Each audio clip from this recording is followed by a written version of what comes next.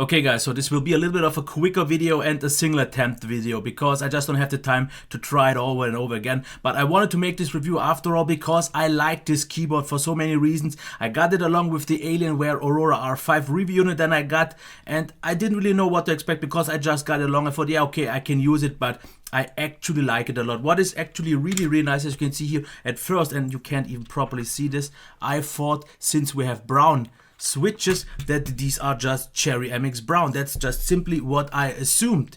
But someone in the live tech Q&A yesterday just told me that these are actually TTC Browns and they are very similar. And the moment I actually used them for the first time, I thought something was off because they click a little bit less and the tactile feedback is a little bit less, which doesn't mean it's something bad, it just doesn't click so much. But I like this for one reason, but before I'm going to actually go into that, let's just quickly check the software here. So let's get into that. As you can already see here, everything is on one page if you want to, because at the top you could change like character repeat, delay, refresh rate and all that. You could add some typing sounds and so on, but they came in so delayed that I just stopped using that. Of course you have key assign, but that didn't work out so well for me.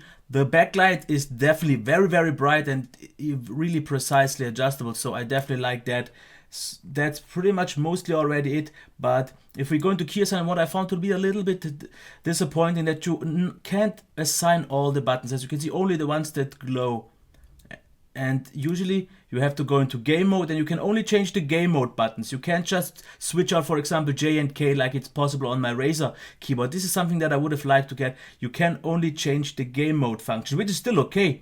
But even there you can't change all the buttons because, for example, the F buttons are fixed and you only have to, what you can do now is, for example, here, go over this and it will change the function if we go, for example, here.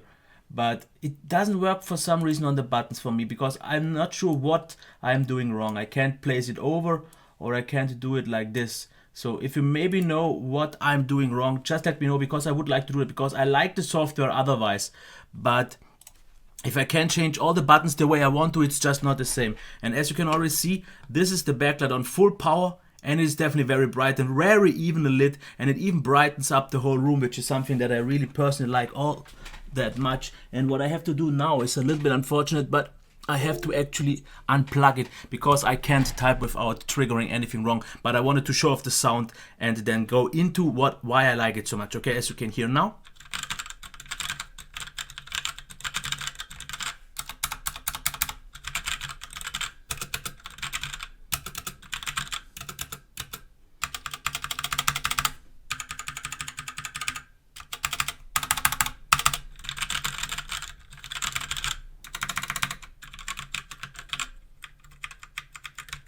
So as you could hear, it definitely sounds and feels a lot like Cherry MX Brown. But the main thing why I like it so much, maybe because it is a little bit flatter or more flat than the Logitech one that I used before, that I had in review. I think it was the 810, but also the 610, which had Cherry MX. But this one works out really nice without the wrist rest, because the problem on the Logitech was that it was just way too high here before the button started, and I had to kind of awkwardly go up high or just use it like this. But this one works super nice without the wrist rest. As you can see, I just placing it and I could type, and on this one, because of the nice tactile feedback and also audio feedback, I could type really fast. Of course, you can also adjust the angle. There's not a second step, but the one step is actually quite okay. It feels definitely very robust. I guess it's mostly just plastic because it's not all that heavy, but it makes a super solid appearance because, whoops, sorry, I can't really bend it a lot. It's really minor and it feels definitely sturdy, but I definitely like the customization of the buttons. The button lighting is just blue, as you have seen, which is okay for me because it's a really nice blue and I like that color actually. But I like that it sits flush on the table, very thin, and I could type on it.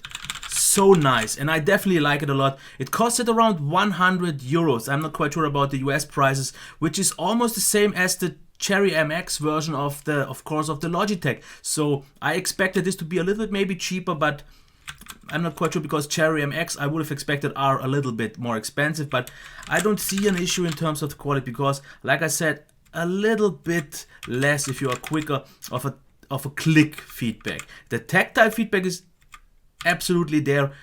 and it just clicks a little bit less in terms of sound, and it feels a little bit dampened, but I like it a lot. I personally, since I've used the first time Cherry MX Blue, want that for my device because I like the click by now. At first, when I used Reds the first time, Cherry MX Red, I like that it's just non-tactile, and I definitely like that a lot because those didn't click so much. For games I like that, but the browns are, in my opinion, kind of the best compromise if you are a gamer and a typer. If you want to mostly game, I liked red a little bit more. For typing, I liked blue more in terms of the click, but if you want a good compromise, then I guess the browns one are the perfect middle.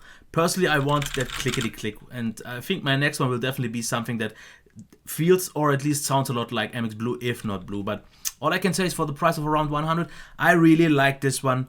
It's very minimalistic, but what I, for example, also like here that we have volume keys and not the scroll wheel. I just prefer that on my own. The game mode worked quite nice. A little bit limited in terms of key assignments, but that was some kind of the way also on Logitech. So I start to digress. All I can say is for 100, I don't think it's any worse in terms of quality or anything like the Logitech, and it is a legit alternative. I would actually take this one over the Logitech just because I could type on it so much more comfortable.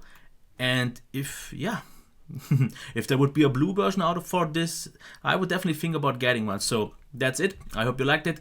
Give it a thumbs up and do whatever you want. Leave it in the comments. Until next time, bye.